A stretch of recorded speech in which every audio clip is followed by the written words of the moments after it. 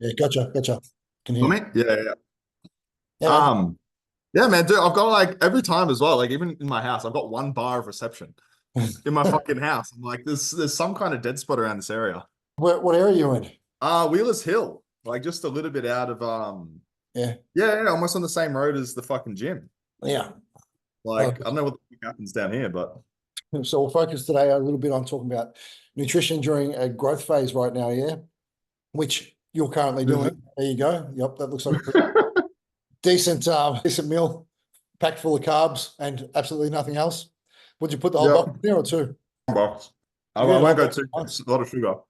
Fuck, What is it you like? put a lot of food down when I was doing it. My servings were 80 grams at a time. What? Yeah, Of carbs? 80 grams of cocoa bombs. So what's that? Probably What? 30 grams of carbs or something on that. Yeah, this is Yeah, 270 grams of carbs. that's a lot of carbs for one hit. I'm not But even gaining weight. I'd sit down and I'd have my cocoa bombs. But because I'm pretty anal on more functional type foods, with Hmm. my cocoa bombs, I'd also have 100 grams of uncooked rice, which not I wouldn't eat it uncooked, which equals 250 grams of rice, and I'd have my Hmm. chicken, my veg, so it'd be a proper meal, and I'd have protein on the cocoa bombs as well. That's what I do. But like what? My pre-workout meal is 500 grams of rice. Like I've cooked rice. So And yeah, so like so this is 200 my grams. only yeah, so it's like 250 carb pre, 60 intra, 250 post. Um I'm like eating 4.7 thousand, not gaining. So Sorry, like I'm was eating it? 4.7 thousand calories and I'm not gaining weight at What, 98 kilos. what is your body weight? 98. Fucking, you're not gaining on that. Nah, dude, but I ripped through food, man.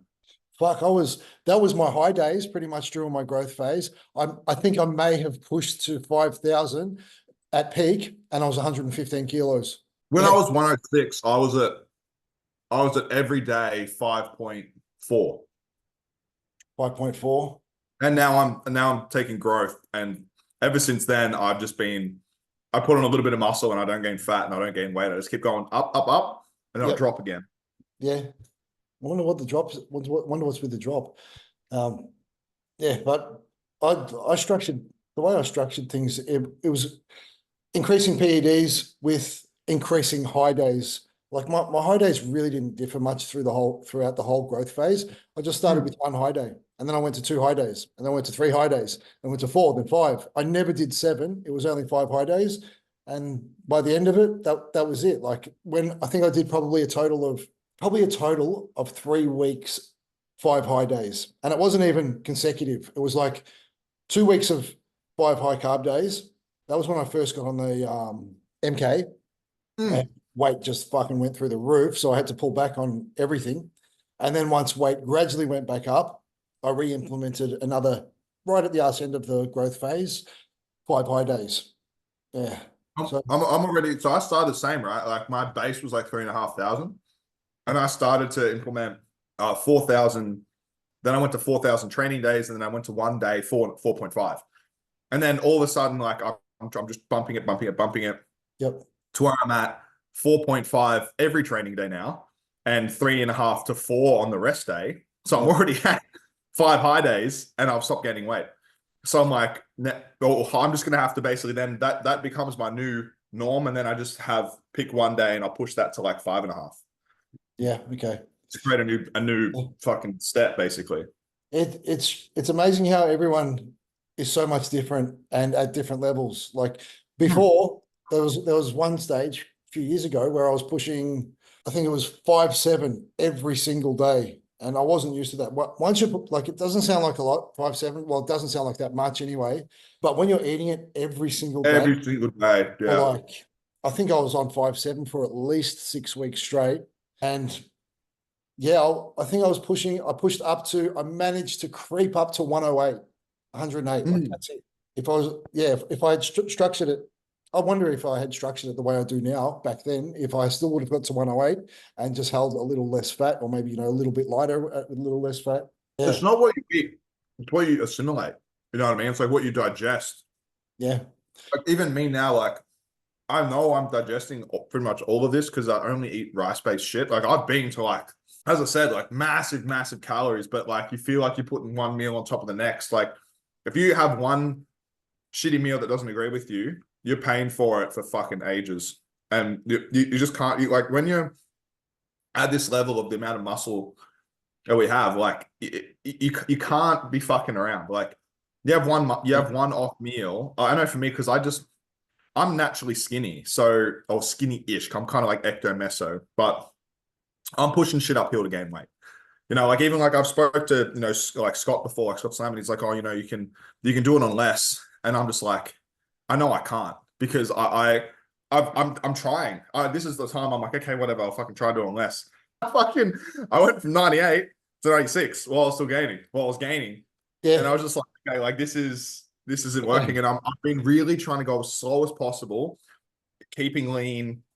And I've been like roughly the same weight for like nearly 2 weeks, increasing like the steps, sort of like I'm falling to what I was increasing to now, if that makes sense. Yeah. But still around that same weight cap. So I'm like, okay, well, something's got to fucking come up significantly to keep moving in the right direction. Yeah, that's it, man. It's something I changed on my last growth phase was I ate everything. I didn't do smoothies or anything like that, because a common question I get with clients is, can't I just blend it and drink it? And a lot of the time I'll tell them, no, just eat it. It's going to be more effective in regards to absorption.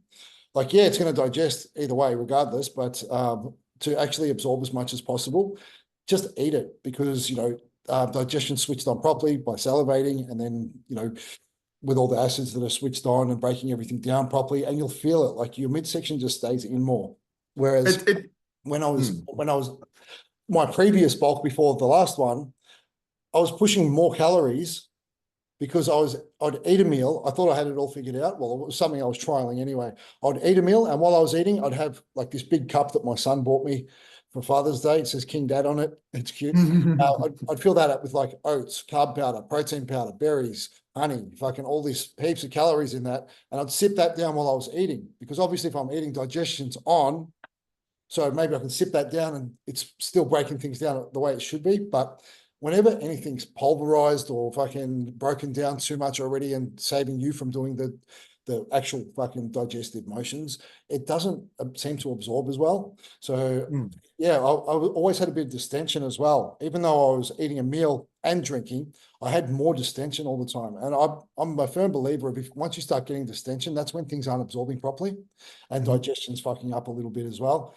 So yeah, I'd much rather eat everything. I think that's why, like, I was keeping my portions a bit smaller, but eating more frequently and choosing foods that are really, really carb dense. Rice cakes, jam, Rice chocolate flour. bombs, rice, heaps of rice. Like, it had to be at least, I'd have to have at least 400 grams uncooked rice a day, which probably sounds small to you because you're on higher calories.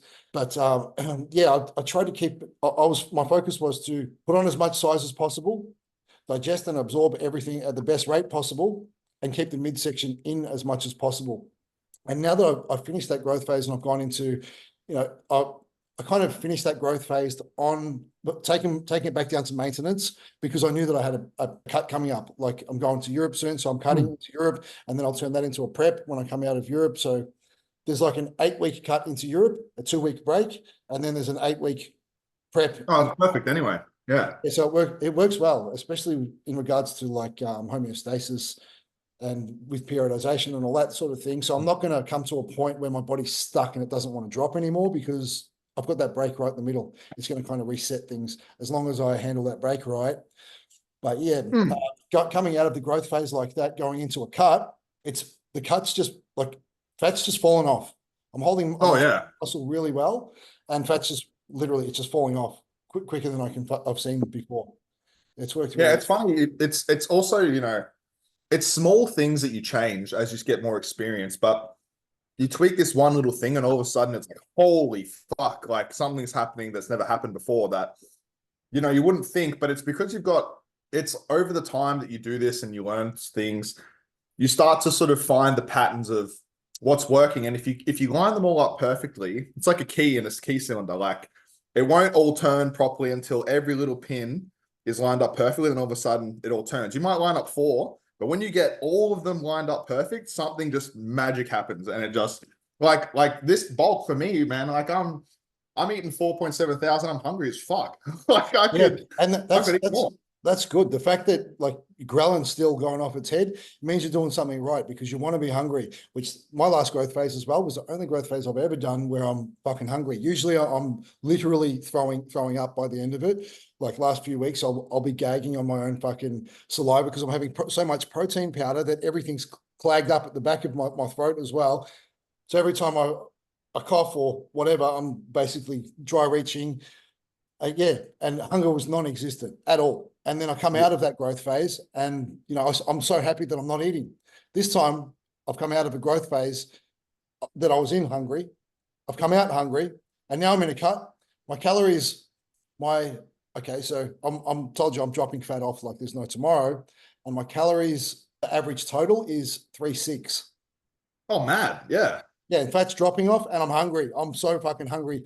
My low days are like 2.5. Yeah. Yeah. I'm fucking starving on those days. It's like, fuck, Oh, dude. Yeah. this is worse than 1600. Well, that's like me on my off days now when I'm eating 3.5. Like I'll get to night and I'm like fucking salivating like a motherfucker. And like half the time I've honestly just been like, fuck it. I'm just gonna have some extra carbs because I'm like, I'm on the verge of this is why I coach myself as well, because like I don't have anyone.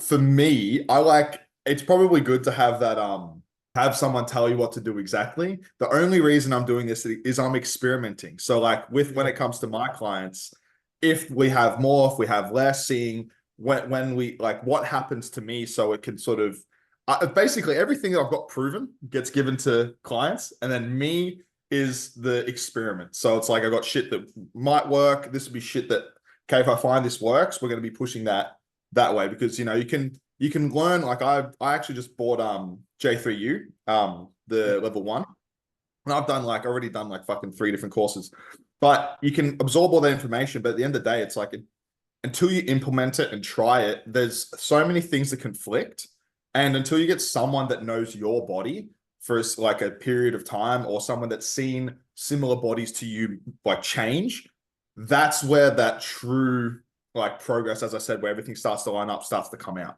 Yeah, I understand that completely, because that's exactly what I do and why I coach myself too, just so I can learn and then apply. Once I've applied it, it works for me, taking into consideration that I know all my clients are different to me. Every individual is different. At least I have a good idea of what that's doing, and someone with the same body type of me, I could replicate that. Someone who's different, I can take that knowledge and apply it to them, but it's going to be a little bit different. I'll have to adjust a few things here and there. It's better than just like taking in information at face value that you've learned from someone else, and so you've got firsthand actual. And this is bro science, you know what I mean? But it's like this is why like my saying is sort of like science-based, bro science tested. You know what I mean? Like that's sort of that's the holy grail of bodybuilding, is like if it has some data to back it up. Usually it ends up being the other way around. It's like we have some bro science, and they throw it through the science ringer to see if it's actually true, and it fucking usually is, because most of the what time. are we doing? We're experimenting. Yeah. It's funny how us done better information than the scientists in regards to what we do anyway. Exactly. So Because again, we're different.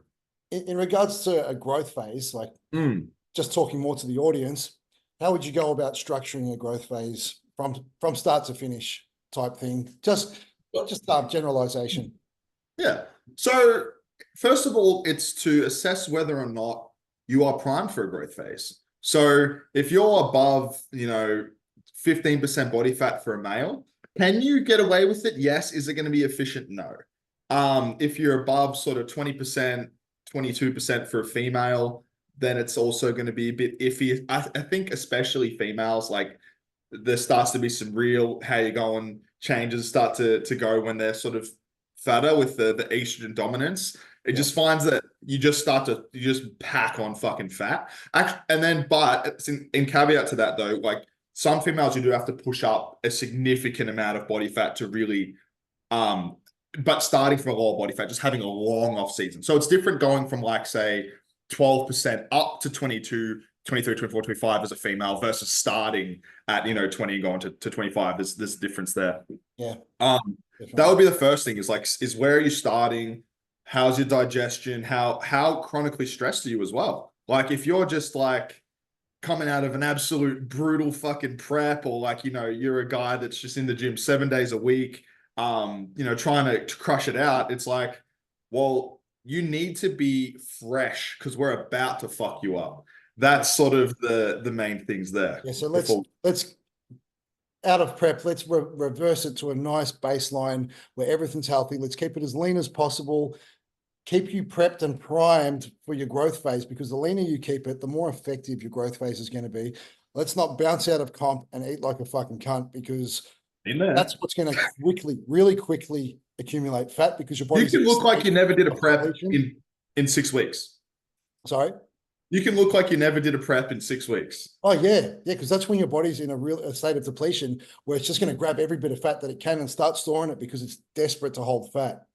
Exactly. Yeah, and that's So what I I did that. Try to get that through to First clients. Yeah. But, so clients who are first time competitors, they're hungry and they don't want to listen. Yeah. I mean, and you get it. You've been there, like you get all that food Oh, yeah. focus and you figured it out. Yeah. But then you learn, like, motherfucker, I just wasted so much leanness over some bullshit. Like, you could have had, instead of having 5 meals that week, you spread them out. You can still enjoy them, but you still get to look sick and you still get to be healthy. Like, I You'll think actually 10 enjoy them kilos in more three because you days. held off. Exactly. Yeah, exactly. But yeah, I gained 10 kilos in 3 days. The biggest thing is like, it's the mental thing around prep where it's like, it doesn't end on the day of prep. You got to sort of extend your mindset. Probably like 10 weeks would be great. At least 6 weeks. At least 6 weeks you need to extend in your mind. 6 is a good reverse phase. 4 to 6 weeks to reverse, depending on the individual, of course. And then another up to 8 weeks, not on top, but in total, 8 to 10 weeks of maintenance. And then let's have a look, reassess, and make sure you're ready to get started on the growth phase. If you kept your shit together and you've applied everything that you should have in regards to reverse and kept things healthy, and maybe had a big cheat meal once every weekend, or maybe on a Saturday and a Sunday night, that's acceptable. But and then we can move into a growth phase. But if you're plowing down fucking everything you can get your fucking hands on, just because you've been strict, you've done a good job of your prep, like your body's starving as it's going to be, regardless of what body type you are or who you are. Like, and when you come out of prep, you should be fucking hungry. And if you've just listened to the hunger instead of the coach. Oh, dude, yeah. Understand that it's off. It's like you try and tell yourself, oh, if I'm hungry, my body clearly needs it. But you got to understand that your signaling is not where it is. It's projected back 10 weeks of starvation, and it's trying to get ahead 10 weeks of food. Like, it's not where it's supposed to be. So you got to give it time to come back, and then you can start to listen a little bit more. Oh, look, if you've got absolutely no goals to look good in future coming out of this comp, you've got no goals to worry about your health. You might have goals to actually go get yourself some diabetes or something like that, or heart disease. If you've got these goals and it doesn't matter, then by all means, listen to these signals, because your body does need that fat there. In case for some reason food disappears off the fucking face of the earth, then your body needs to hold that fat so it can live just for a little bit longer. So you can really sit back and enjoy no food on the earth and longer than everyone else. If you plan on going back to the caveman times, then absolutely listen. But like I always tell everyone, food's not going anywhere. Don't worry, it'll still be there. Exactly. And if you're at the other end, essentially we're just looking at a mini cut. I had a client that just started that, wants to do a natural bodybuilding comp, and like, even though he wasn't that fat, like, he still had the outline of abs and everything. When we're looking at significant muscle gain, you don't just need to be happy with where you are. You need to be happy to get fatter, and not just happy. You also need to be that, ideally, especially if you want to compete and do well, you need it to be physiologically in a state where you're going to gain a lot of muscle. So if we're starting at 12, you're going to get to 15, and it's either going to be you're unhappy, or it's going to be not as effective. You're going to be partitioning more calories towards fat. So you got to get down further than you actually want, so you have room to come back. Yeah, exactly. That's just a mini cut, essentially. That's what we're looking at there. Yeah. So basically, when you're going into the growth phase, the leaner you are, the more insulin sensitive you are. So the more carbs are going to get driven intramuscular. To that 8%, 70% mark. Otherwise, we're talking, prep where we're coming back up, and we're talking about that. There's that U curve. So it's like, if you're too lean, you're going to want to put body fat on. That's where we're talking about coming back from a prep where you're not just super insulin sensitive. You are, but there's also lots of other bullshit going on. So Yeah, somewhere around sorry, 8%. I was going to say you're basically super, adipocyte hyperplasia. So you're basically fat, Oh yeah. super fat sensitive as well. So as much as you're going to be pulling in them carbs, you're going to be pulling in that fat as well. So Yeah. you've got to think about where you want to be in future with your goals. If you've got another comp in mind, you just stick to the fucking plan and enjoy some fucking some free meals on the weekends or something like that. Talk to your coach, structure that into the plan, because your coach is probably going to be cool with that. If they're not cool with that, there's a good chance that things are going to just fucking, you're going to be You're all gonna do right. it anyway. You may as well put it in the plan. It's going to happen anyway. So it Yeah. might as well be in the plan so they can look forward to it, structure it properly, and sit there and fucking salivate over it before they actually get their order, and then really enjoy the meal Be satisfied. instead of walking away from that meal, like going to have that meal because you just couldn't help it, and then walking away feeling like a fucking fat cunt and just, down on yourself, depressed. Then you got even more inflammation because fucking stress levels have increased through the roof, cortisol's through the roof, Yeah. And then, so once we've done all that, we're at the point to where we are ready to begin a massing phase. Obviously, the first thing we're going to look at is macronutrients. So just going to make sure you're having enough protein to where you're going to be covering, one, your body's need for protein outside of protein synthesis of muscle, which is many biological processes. There's so many things in your body that require protein. So you have to keep all of that turnover happy. Then you have to keep, I think it's about 200 to 300 grams of amino acid to do that. Yeah. So, and then you've got to make sure that we have now the triggers for protein synthesis, enough leucine to basically trigger it, or throwing in something like HMB, but leucine is going to be the most common because most people are just going to be eating food. And then we also have to make sure that we have enough protein on top for the actual building blocks of that new muscle tissue. And there's no real downside to having too much protein unless you already have a pre-existing kidney condition. And the fact that it's going to be more expensive and more satiating when you're trying to gain. I think if you go over about 440 grams of protein daily, it's going to cause problems with your urea levels. So too much nitrogen. If you excrete too much nitrogen and too much ammonia, you're going to have problems with your urea, and you'll smell it in your piss. Like you'll start pissing and it'll smell like ammonia. That's look, I'll push the proteins through. Or you'll start to sweat and smell like ammonia as well. Yeah, which is, it's interesting we're talking about this because I sat down with a client yesterday and she was asking me about protein. She's like, oh, when I diet, can't I just have as much protein as I want? And I was like, no, you can't. And she's like, why not? She likes to ask a lot of questions, which I don't mind because then I can answer them. I was like, because it doesn't work that way. I said, average female, say 60 kilos. You've got a certain amount of protein you can take in, that you need.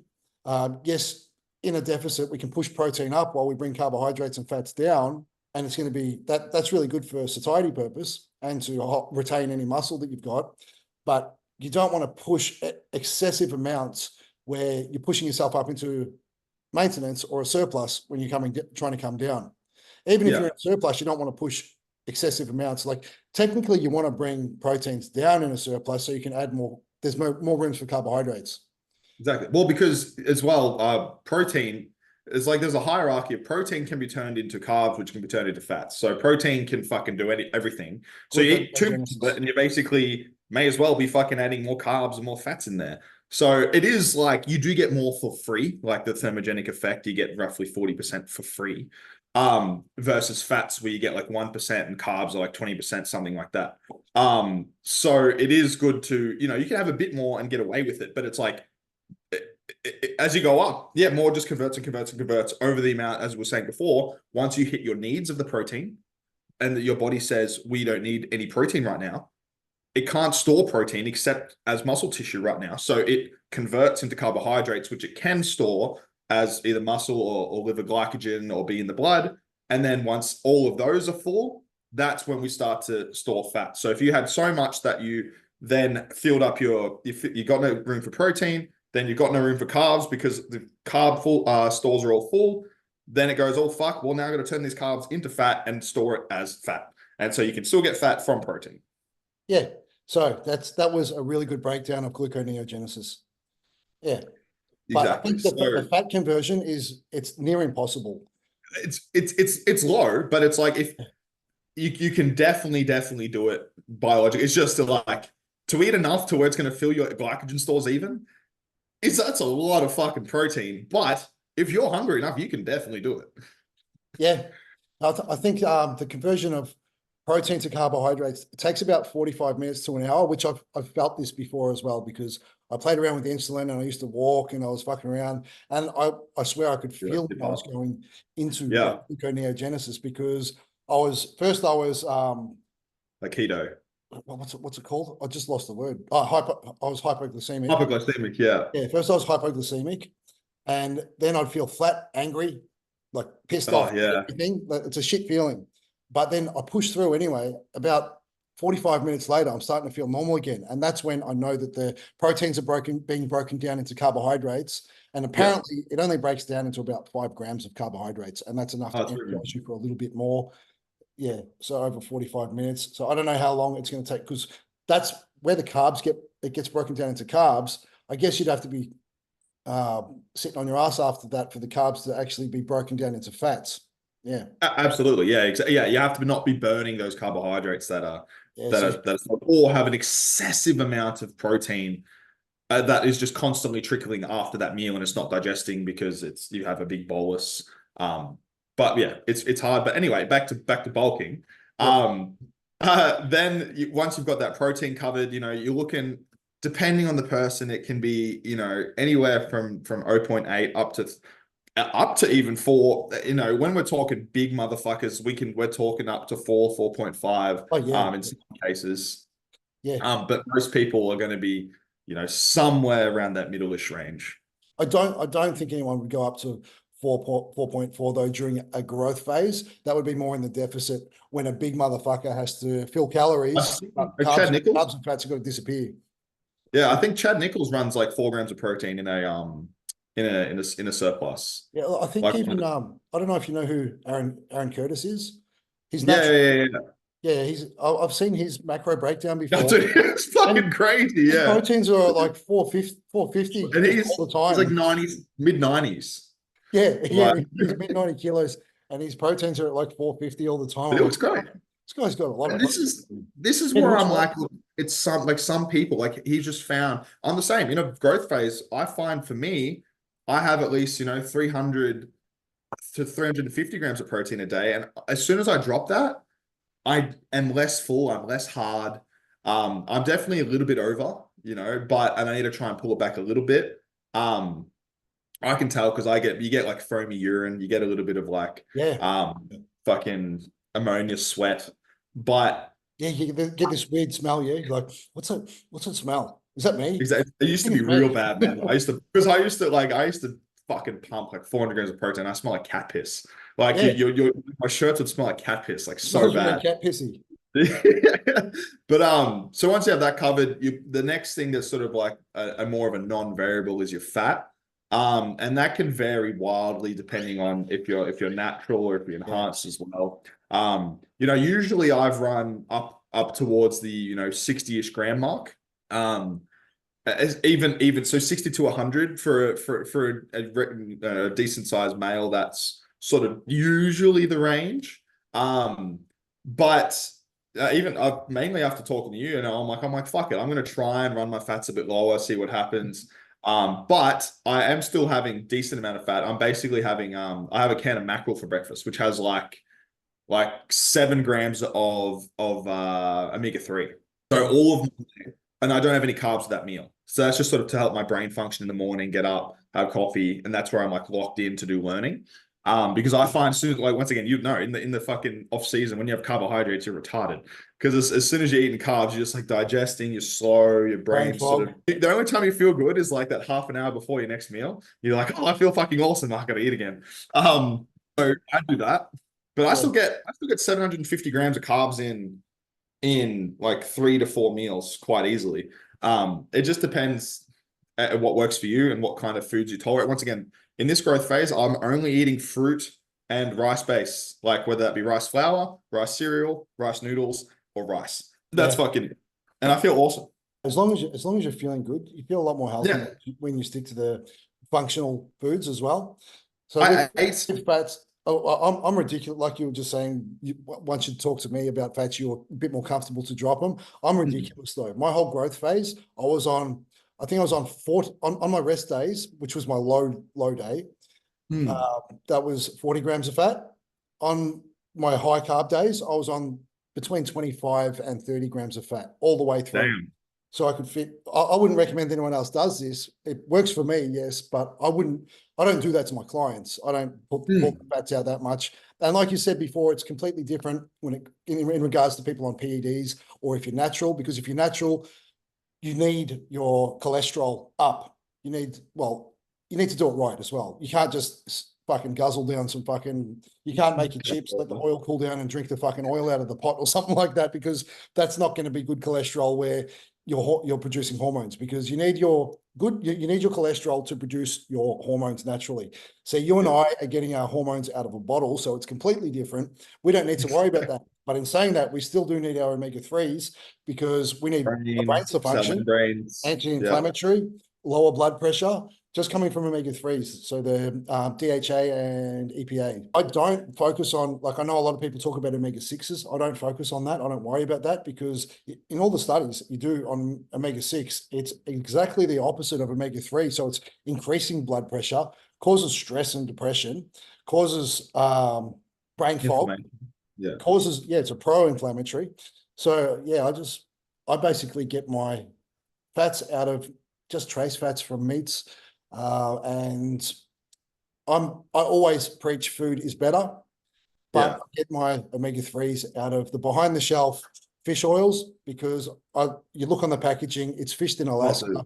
I believe them fish are good. I don't want to get I would say get your omega-3s out of food, but I know that the fish that are on our shelves, they're not fucking fished in Alaska. They're fished in fucking fish farms where the fish are shit. They're swimming around eating their own shit, or they're swimming around in the ocean in They fucking died. oily fucking water in just shit places. Like if the fish Red is sockeye. shit, the fat's Yeah. gonna be shit. Yeah. Red sockeye is good. That's the only one we can get here. That's a red sockeye salmon. Okay. Where's That's the only one you can get. It's more expensive though. is that like in the you can get that one at Coles actually, but it's only like a small fucking thing. in the deli or in the It's next to it's in the weird fucking fish section where they have all the fucking barramundi and prawns and all that shit. Okay, yep. But that's even then, like I don't eat that often because I don't trust that shit. If you can find a good butcher that you trust, that you know the origin of, but then you're looking at, I can guarantee you, it's gonna be at least $65, $70 a kilo. It's going to be at least that. And in order to get, and when you look actually at salmon, the amount of omega-3 to actual fat is fucking low. That's why I ate mackerel. Mackerel's fucking awesome. That's something I Like haven't looked into. I'm glad you mentioned that. it's man, like it's canned, but it's canned in the natural oil. And I think there's 3 serves, and I get it's roughly like 20 grams of fat, 45 protein, and yeah, like 6-7 grams of omega-3, like proper good ratios. Yeah, So and vitamins that are nice. yeah, Um, I believe in regards to protein, the red meats are the best source of protein. yeah, definitely. Yeah, if you want other shit to come along with it, that 100%. And the only thing is, like, once again, you can't keep every part of everything happy. You got to look, like, there's things on red meat about it being in your bowel longer, ideally not overcooking it. I don't have red meat just because, like, it keeps me too full. I get a little bit bloated from it, and I just try and have it once a month. But I take multivitamin, folic acid, everything like that if I need to. And as a bodybuilder, you got to watch not bodybuilder, as a fucking enhanced person, you got to watch your iron overload anyway. So I'm not really going to be iron deficient. And with all my natural clients, I'm like, man, I'm anal as with like fat timing and everything as well. So I'll have omega-3s in the morning and night for myself. And I'll have omega-3s pre-training. Omega-3s morning and night, and omega-6s pre-training. So I get inflammation when I'm trying to create inflammation. I get that inflammation response, the oxidative stress. and then towards nighttime and morning, I'll start to pull it down. I just have primrose oil or ALA, or I have like the powdered peanut butter. So there's a little bit in peanuts, and there's not too much fat in there. That's sort of the only thing I would do. But once again, I'm playing with fucking tiny pieces. You're not going to be lacking in inflammation in any kind of way in a normal situation. And I give all my natty guys eggs at night because once again, being anal, cholesterol being that steroid backbone of testosterone, you make testosterone at night. I want to make sure it's fucking in your blood when we go to sleep. So the maximum. That's something we skipped over with whole proteins when we're talking about proteins. Is eggs are great whole protein as well. Oh, dude, yeah. And they've got so you need cholesterol. So that cholesterol is what that ring is what testosterone is built off. So you need that to create testosterone. You can create a lot of things in your body, but you do need it. The more you can provide it for have the body just there, it doesn't have to go along and find it. The more it's going to be efficient at doing certain processes. So for naturals, that's it. Do you want to run a bit higher? Once again, everyone's individual. For me, I'm running my fats low, like I said, at about 40, and I'm starting to get a bit more sore joints than I usually would. So I'm going to try and push a little bit higher and see what happens. I'm in a deficit at the moment, and so fats on my lower days we're down to 20. So I do with my fish oils. I do, that's not counting the fish oils, which I have 6 grams of. So 6,000 megs, which is perfect. That's enough. Enough CL up. Sorry, DHA, EPA. Yeah. What was I going to say?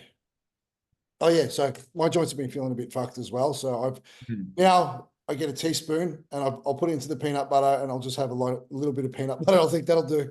That psychologically keeps me going. And to be honest with you, the joints are feeling a little bit better. And that's after like 5 days of that. I don't even know. Like I probably could have just munched down some more fish oils and it would have done. Would have had a better effect.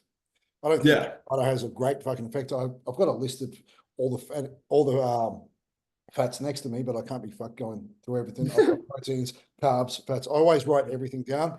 When I'm studying something, I have to write it. Otherwise, I can't remember. And I won't remember anyway. I'll remember the basics, but I won't remember exactly everything. So I have to write it. Then I can read it again and it's there for me. Yeah, that's what I'm starting to build out as well. Just build out a fucking knowledge dump of everything of it. Because I learn things and I learn the overall process, but I won't have those weird specifics and I just need to start writing those weird specifics down so I can really start to get into the details of everything. But that pretty much comes to fat. So that is enhanced guys, you're looking at anywhere from you can go down to 0.2 if you want to, and and onward and upward from there until you feel good in the brain, until you feel good in the joints, essentially. And then natural guys, you definitely, if you're feeling shit in the brain or the joints, you're way too fucking low. And you're already going to be feeling shit. I'd say you can do stuff, but ask end of the comment if you'd want to go lowest, like 0.35, maybe 0.4-ish around there. At the arse end. Yeah. Right, so then the big boy, we're looking at carbohydrates. So this is the thing that's going to, fuel you for your training. And this is the one that is absolutely completely open-ended. Everyone's different. As I said, I'm eating 750 grams per day. I definitely wouldn't start there. Dylan's been up to there and he's down to a lower amount now. And it changes throughout your entire life. It's sort of something that you can almost just basically fucking pick a random number, because that's basically what you're going to be doing when you're doing any of these calculations anyway. And then the most important thing is what you do with the data based on what you did and what happened. And those are the most important changes and the most important things to notice. And as you start to go through the bulk, we could say, eat 350 carbs. And that could work, it might not, but if it does, it ain't going to work for long either. So it's about those changes. It depends on where you're starting with baseline as well. So wherever you are for your maintenance before the growth phase, obviously you're going to go up from there. Exactly. Yeah. So it's one that you can't really give too much on. It's just sort of you got to start somewhere, and then based on what happens, you got to change it. As far as timing, protein, spread it as evenly as possible. You fucking, if you're not eating 3 meals, what the fuck are you doing with your life, basically? And you Yeah. could go up to, up to 6 meals a day. I think anything over 6 meals, you're not really getting any more of a bonus effect. As far as spacing the timing and having protein always there. You there? There we go. Lost you for a minute there. There we go. No, yeah, I didn't say anything. I froze. Um, Wait. You were just, I didn't lose you. You were just sitting there like this, yeah, exactly, man. just fucking with me. Yeah. Well, so trying to see if I said something about you. Yeah, so timing, like protein up to three to 6 meals, basically spread them Yep. as evenly as you can as far as timing apart. Um, and then fats, the way I like to use fats if they're in there is the way you can think of them is they slow digestion. So any kind of meal that you sort of want it to be slowed, you can do it with dinner. Is probably the most likely one that you'd want to slow down so you're getting constantly fed nutrients at nighttime. Or some people pre-training, they like to do it because they rip through carbohydrate too much and they might be noticing that they're dipping at the end of training. They might not be having an intra-workout. If not, I don't know why. But the other time I like to personally have them is, as I said, the morning. And that's not due to any kind of physiological bodybuilding reason. That's more for mental clarity for me to do my learning and education in the morning, and I feel very sharp because I'm eating so many calories. As soon as I start putting down those carbohydrates, I'm a little bit retarded and I can't focus. Yeah, I really struggled with my client check-ins. Like during a deficit, I'm great. The machine. Maintenance, I'm great. Yeah. Like I just fast. I fast until all my check-ins are done, which then my check-ins are done by like 11 a.m., maybe 12 p.m. And I'm good. Like I'm smart.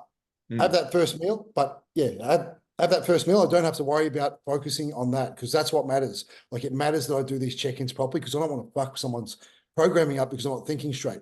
But in saying that, when I was doing a growth phase, I had to really, really fucking focus on every check-in. 2 times as long. And they were taking longer and longer. Yep. Like the check-ins.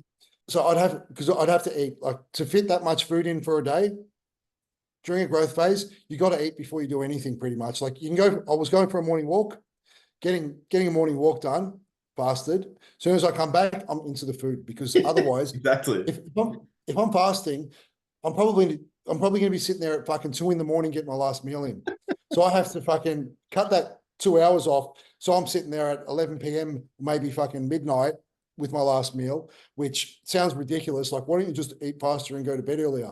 Because it doesn't work that way. You got to get that much fucking food in at the arse end of a fucking growth phase that you got to spend your whole fucking day eating pretty much, start to finish. Yeah. So yeah, I would sit there and I would fucking quickly munch down my first meal, which was not quick at all because it was rice, cocoa bombs, my coffee. I'd have an orange juice with my Soul Greens in it, all that stuff, getting everything in. I would use the Soul Greens during a growth phase because I'm pulling back on vegetables. Not going to be eating those fucking veggies. Yeah, the food volume on vegetables. I'm not saying I didn't eat vegetables. They're still definitely in there. And I'm having at least probably 300 grams a day of veggies still. Okay. Because micronutrients. Yeah. And, yeah, but to make up that extra, because I like to have, 400 to 500 grams of veggies daily, to make that extra, I'll have the Soul Greens in a glass of orange juice, and that's sufficient enough, I think. Yeah. Just to pull them veggies out so I can put more food away and keep the stomach distension down, keep bloating down, keep digestion running a little faster. Exactly. All of that. Yeah. Exactly. So that would be the big meal. And then, I could do my client check-ins, but I'm not thinking as clear as I would be if I'm in deficit, but I could still get it done. And then after that, I start having my bigger meals and start eating. And just when it comes to planning what we do here is we're not just planning what's the best for you to be a bodybuilder. We're planning what's the best for you to be a bodybuilder in your chosen lifestyle of things that you want to do. If you choose like, motherfucker, I don't care, make me the dumbest, slowest, big piece of meat I can be, cool, we could do that. But if you're like, okay, well, most people, like, we've got to work, we might have to be attentive to our spouse, we might have to go on date night, we might have to train at weird times. It's about how can we make it the most efficient, get you the best physique towards what you want as fast as possible, while still hanging on to everything that you hold dearly in your lifestyle, basically. And for everyone, that's different. And knowing all these little tiny things that we can sort of make efficient because you don't care about these things, that's what really accelerates your progress over sort of just doing the basics, but then having the shit drop off from the lifestyle. That's where you start to plateau because you don't have enough things in your favor. You have to really know sort of what dials can we turn up that aren't going to affect you, that might affect someone else, but they're not going to affect you, and it's going to make you grow or lose weight or lose fat faster, essentially. And Yeah. as far as carb timing, what do you like to do? Carb timing, look, I don't, a lot of people are probably sitting there thinking, why don't you just graze all day to make it easier? I don't like doing that because it doesn't work as efficiently. I like insulin sensitivity to increase between meals. So there's got to be that gap there still. So you actually have to really plan and structure your meal timing properly and try not to fucking fall off that plan. And, like you just mentioned, structure all the other important factors in your life into that as well. Because if you want to do a proper, sufficient growth phase, you got to fucking tick all the boxes. And quite often I see people not they waste the growth phase, and they're like, oh, I can't eat the food. I just simply can't. I don't have time for it. I don't have time for it. And all you can really say to them is, well, if you can't prioritize it, if you don't have time for it, you can't grow. You're going to get to a point where you got to throw in the towel and you can't grow. There's no other way about it. You can't just kind of say, oh, look, I want to do a growth phase, but I've got no time for it. It doesn't work that way. Like, you got to structure things. It's not easy. Like, there's not a lot of people who are big bodybuilders, and I think it's because of this. It's too fucking hard to have a normal job, get all the fucking food in, have a normal life outside of eating and training. Like, it's fucked. When I was a really mechanic, I used to have a meal on my toolbox. Like, we get 2 breaks, and the other one I'm fucking go fucking take the filter off, come back, throw a couple mouthfuls in, go back, fucking put it on, go back, mouthfuls. And that was what you had to do. But so what I have now is I have every meal that I have in the calendar. I have 6 meals. And for example, right, say I've got something in the middle of the day that goes for 4 hours, and I might have had a meal 2 or 3 hours before that. Now, my options for that are I have a meal really close together, which is the preferable thing, because otherwise I'm not having a meal for 6, 7 hours.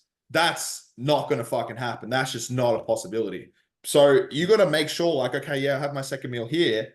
My option is either eat 2 meals within 2 to 3 hours of each other, or eat 1 meal and then wait 7 hours. If you're gaining, that second option is not an option. And this is where people are chasing their tails because they're like, oh, like, I couldn't get the meals in because I had this and that. Well, yeah, look at your thing. My brother's like the exact example of this. Like, and he's a chicken and rice dude, man. Like, I shit you not.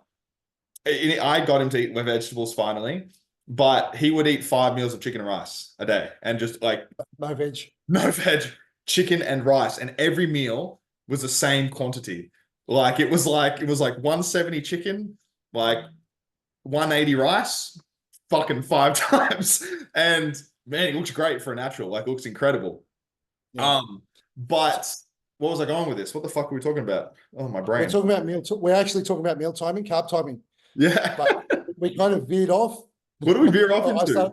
We started talking about structure. Oh, yeah. So if he woke up late, he would like literally just eat a meal. Then we're talking half an hour later, he'd eat the next meal.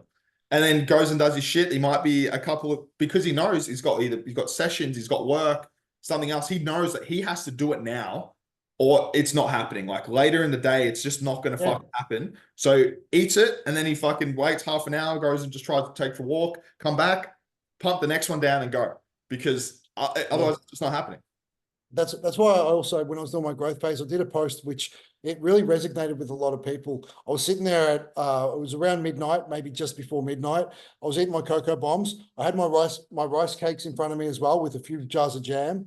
I had just finished the rice meal, I think, and I was shoveling all this stuff down. I had to finish that meal, and then I had to, like, there was still more food to go. There was still, I think there was more cocoa bombs, more sorbet. There was more to go. So so I explained that I had to finish this meal, then I'll go have my shower, get ready to go to bed and everything. But before I go to bed, I've still got another meal to go. So I'm going to be putting away more food again after that before I go to bed. Now, that's also something that a lot of people are scared of, eating carbs before bed. They think it's going to make them fat. It's not going to make them fucking fat. It's Uh, like I can see you shaking your head It's already, like fucking idiots. it's just so driven into society somehow. I don't know where the fuck it came from. But funnily enough, they did a study on carb backloading in obese individuals, which means eating your carbs at night. And funnily enough, the people that ate the same macros but ate most of their carbs at night actually lost more fat than the other people. So if anything, eat all of your carbs after 6. Don't fucking eat them before. And the thing is, carbs hold over 3 days anyway Yeah. in your system. So you're going to have them carbs. Look, the carbs that you had that morning, they're still in there at night and the next night. So you're basically having carbs at night anyway. Just structure your carbs in when you can, but Your body's never free of carbs. You'd be dead. Space it apart. Don't keep insulin spiked forever. Yes. Just space the meals apart in regards to getting your carbs in with timing. That way, insulin's up and then it's back down. And insulin's up and then it's back down. yeah, we're talking two different things as well when we're talking about optimal health and we're talking about optimal muscle, especially as we start to really push the end boundaries, like Dylan was when he was in his end of his bulk phase, like at fucking, what were you, like 100 over 110 kilo. When we're talking that, where, his insulin sensitivity was probably, not, wasn't terrible, probably wasn't the best it could be if we're trying to like make the most healthy human individual possible. Yeah, maybe there's different things we do, but we're talking about putting on muscle whilst staying as healthy as possible, making sure our metrics are staying within range. But that's the secondary. Like, we're not focusing on them. We're trying to keep them in a good place while we push this as hard as we can. We're not trying to just get this the best. And it's definitely beneficial more so to keep health optimal as well, because everything's going to function better when health's good. If health's going to shit, nothing's going to work anyway. It doesn't matter how much fucking calories you push in. You're just going to get fucking fat if you're unhealthy. This is the biggest thing I see, especially even in advanced guys, is just not taking into account fucking stress, oxidative stress, whether it be work stress, not sleeping, add more gear, which is going to add more oxidative stress, pound more food, which is going to add more allostatic load to your fucking body. It's like, if you got to understand that it's not just gear, food, and even sleep. It's like your body's doing all of these processes from a base of health, like how healthy are your mitochondria, how healthy is your immune system, how fast is everything moving, if you're liver especially. Yeah, exactly. If your liver, which handles a lot of the oxidative stress, if your liver's fucked, and then you're also jamming shit on top that's not processing properly, they're always elevated. You're gonna, and I've been there, right, where I've just feel inflamed and I feel like I'm eating a meal and I'm like, oh, fuck, I can feel that gut, like I can feel my gut when I'm eating the meal, versus when you're like, when you've just done a comp and you eat fucking food, all you feel is veins and muscles and pumped. And then sometimes when you're in the arse and the off season and you have your cheat meal and you're already probably a little bit full, all you feel is like, you start to feel that, but then there's another sensation of, oh, that's in my fucking fat. I can feel that. That's not, I'm oversaturated essentially. Yeah. You don't want to be there. More stress is going to cause lots of things that are negative. And there's so many people in the bodybuilder mentality, not so much Gen Pop, but bodybuilder mentality, who are just kind of like, fuck health. We'll worry about health down the track. Don't worry about that. Right now, I just want to grow. So fill me up with food. Fucking mainly up, push the steroids up as high as you can possibly go. It's just fucking stupid. It's fucking ludicrous. People just want to pound gear and have a bit of food, but if it's an uncomfortable amount of eating, just I don't want to do it. I don't want to do it. It's hard. Well, it wouldn't be hard if you fucking. Sometimes you have the best way to go forward is unwind. Like, just let your body unwind, become healthy, and then you'll find you give it a little nudge again, and it goes, woo, and it fucking moves really quick, rather than you trying to fucking shove the cunt forward, and it's just pushing back against you as hard as it possibly can, because it knows it's in an unhealthy state. If it goes that way anymore, it's going to fucking die. So you let it come back just a little bit, and you let it heal, and then you start to push it that way, and it's like, okay, I can go this way now. I'm healthy enough to where I can actually afford to go a bit over there. On this topic, that's also, we should bring up diet breaks as well. That's where a diet break comes in really handy. Like, if you're pushing, and you're starting to feel like shit and you can't push anymore, there's nothing wrong with taking a 1 week diet break, bringing it back to maintenance, and just letting your body relax a little bit to reset Digestion and do catch exactly up. what you were just saying. Yeah. Yep. There's also another thing you can do is even like a 24-hour fast. That's something Yeah. I've never implemented myself. But there's a couple of things. I remember watching a video yesterday about, the mitochondria being more overloaded with fat. It can also help clear out a lot of digestive issues. There's many benefits. I wouldn't, do it any longer than 24 hours. And there's not much of a benefit in a bulk, especially fasting for, a window of time. You actually want your body to always be upregulated. It's not healthy, but it's good for muscle growth. We always want mTOR to be as activated as we can somewhat. But the side of this we're talking about is so we've got the macros. Now, if we just filled up those with canola oil, protein powder, and sugar, that's not going to be amazing. So that's where we're going to be also when we have that bro mentality where we're going to be running into a lot of chronic stress issues, is we still do need to eat healthily. Like for me, I eat a shitload of fruit. I probably need to eat more vegetables, but I also use like soul greens, greens powder, and covers the base. It covers the base, but having a little bit more, greens every now and then is going to be healthy. Yeah, but foods that I like to call functional foods. Potatoes aren't great for a growth phase because they're low in calories, so it's hard to push them all in. But you get your potassium in there. Sweet potatoes have got their I can't think of anything off the top of my head, but yeah, the benefits as well.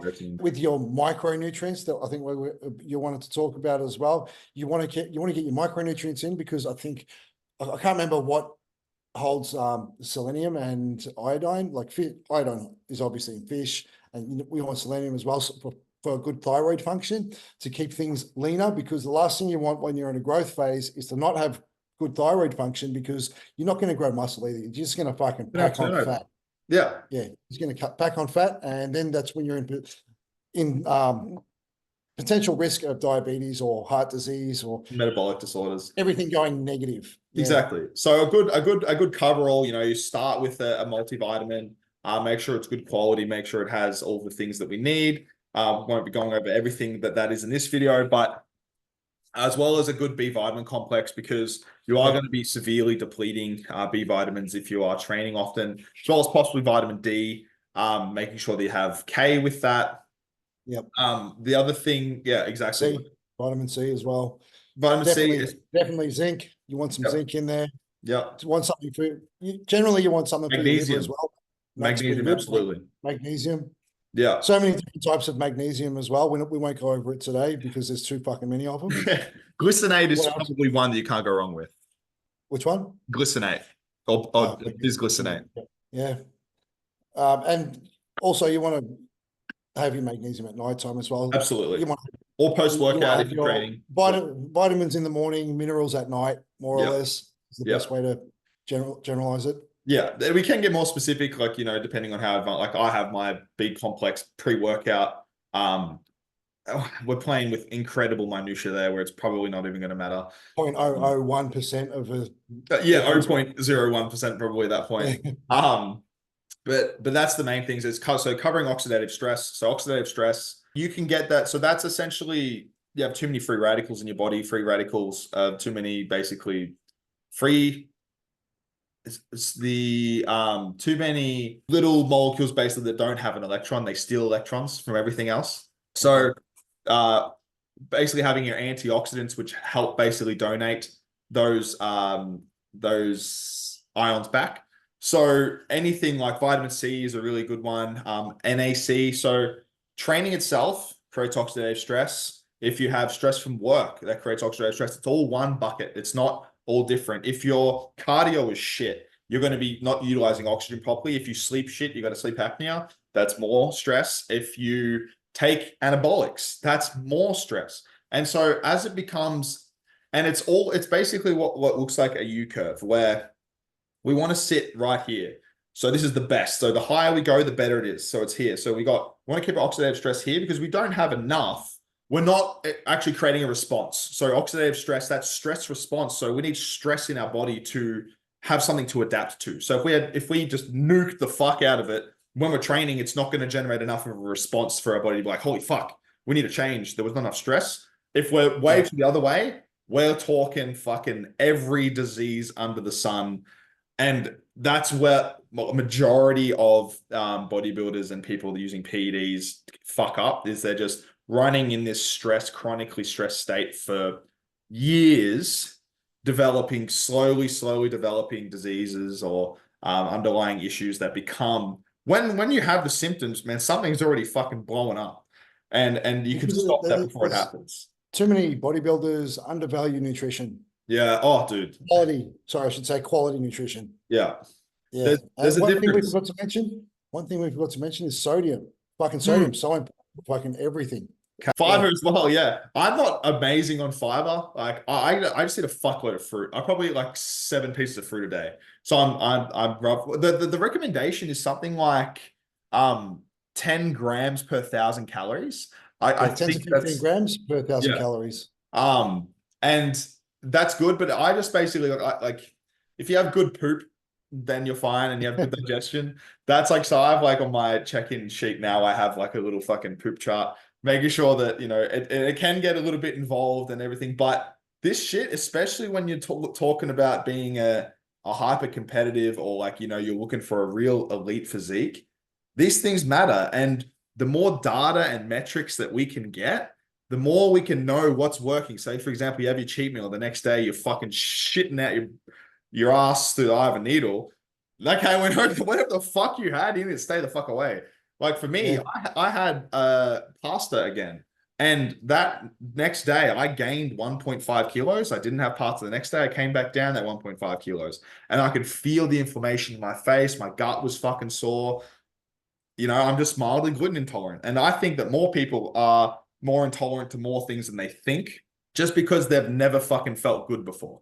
It also comes down to the gut microbiome as well. Yes. If your gut microbiome is used to eating the same thing every day, it's used to breaking that stuff down as well. So then once you implement something like a cheat meal, it might just be a clean pasta meal, but you haven't had it for so long, good chance you're going to go shit that out pretty quickly, and the texture of your shit's going to change. Everything, the way that it's digested is going to change, just because of the gut microbiome's not used to it. Exactly. And it'll probably sit a lot heavier in your gut as well and take longer to digest than it normally would. But if you're having that, on the regular basis, yeah. And I don't mean regular by daily, I mean regular, like you might go out and have that once or twice a week. It's not going to be so bad. Yeah, exactly. You're adapts to whatever you're doing. Yeah. Pretty so much. we have actual food intolerance, and then we have basically food intolerance that stems from just not fucking eating it. Like a lot of us develop a mild lactose intolerance from drinking less milk, and then you fucking have I had a liter of milk the other day because I forgot my protein shake, and I just got it, and that fucked me up. I used to drink 4 liters of milk a day when I was younger. I did the old go mad and fucking I was fine. Like I didn't even have gas at all. And then, man, I had 1 fucking liter of milk now, and I was like, okay, you don't want to be in the same room as me for a day.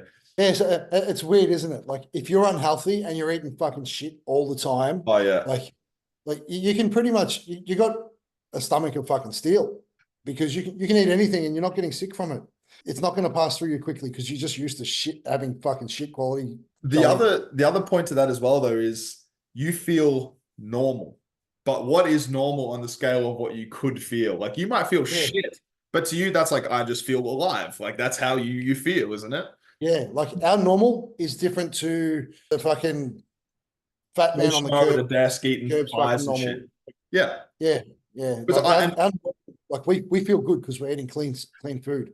And then we eat something shit and we feel shit. But if we keep eating shit, we'll just that's your baseline. Feel shit. Yeah. That becomes normal. Exactly. So if someone who's consistently eating shit eats clean, they get the benefits of then fucking feeling energized, lots of energy.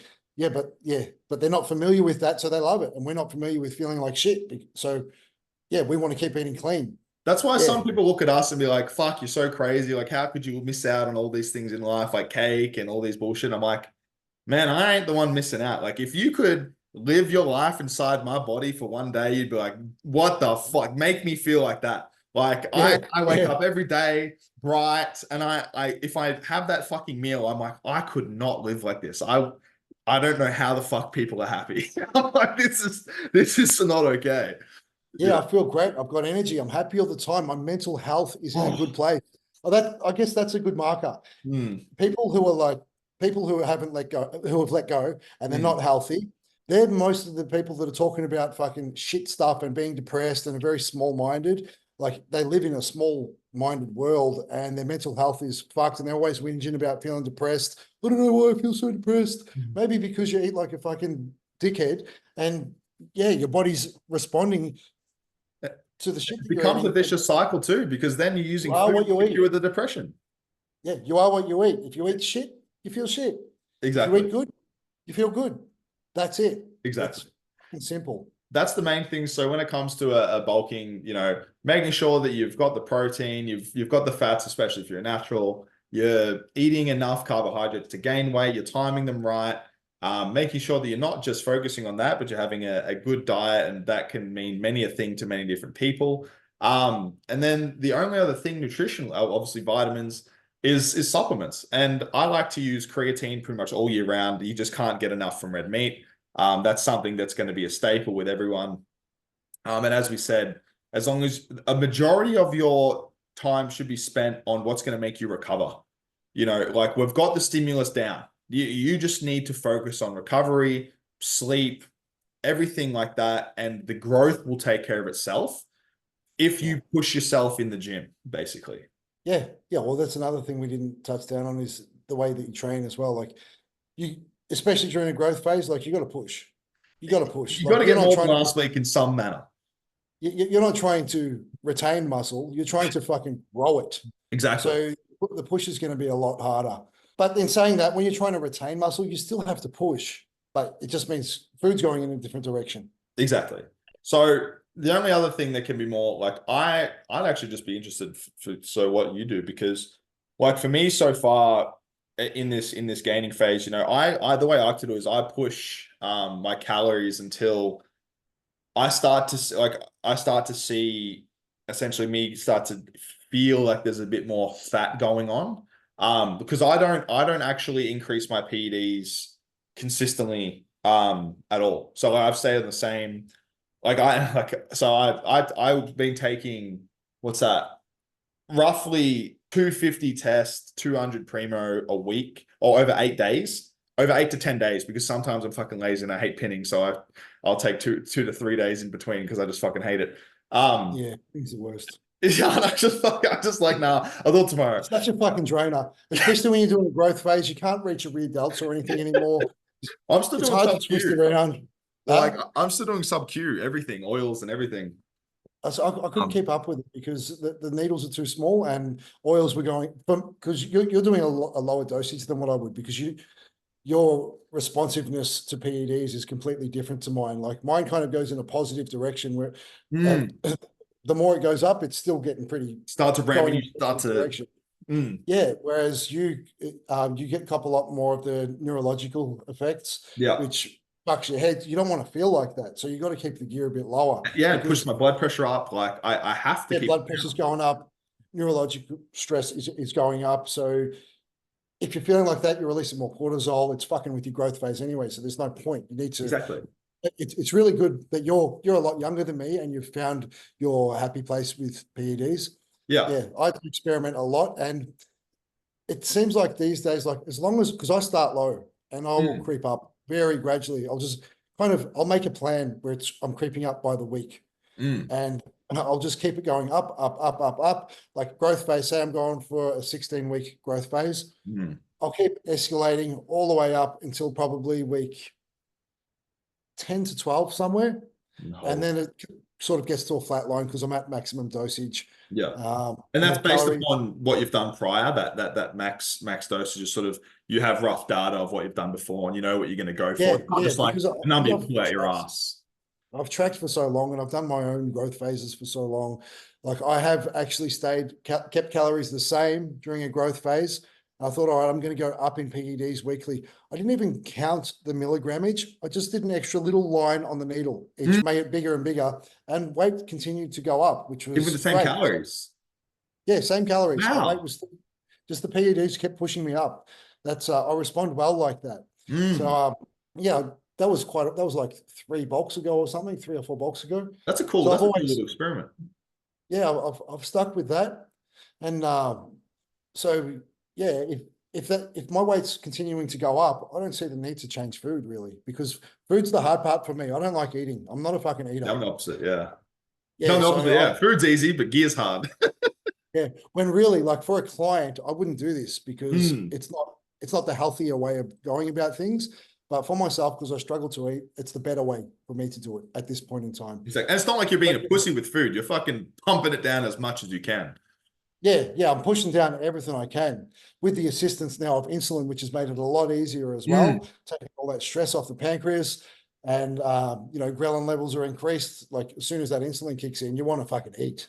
Like So you're this is the first time I've used insulin somewhat consistently. I'd probably use it once, maybe twice a week.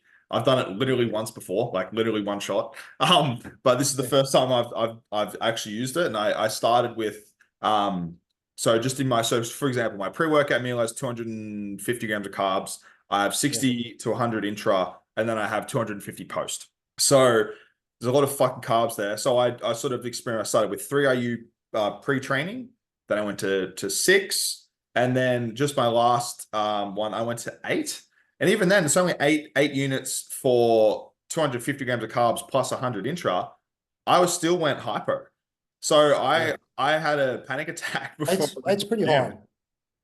To me, eight's pretty high. I don't know how Milos does fucking get people to do 20. Oh, it's fucked. So, well, the amount that is like for diabetic, right, is like 1 unit per 10. So we start at 1 unit per 20. You should be Yeah, safe.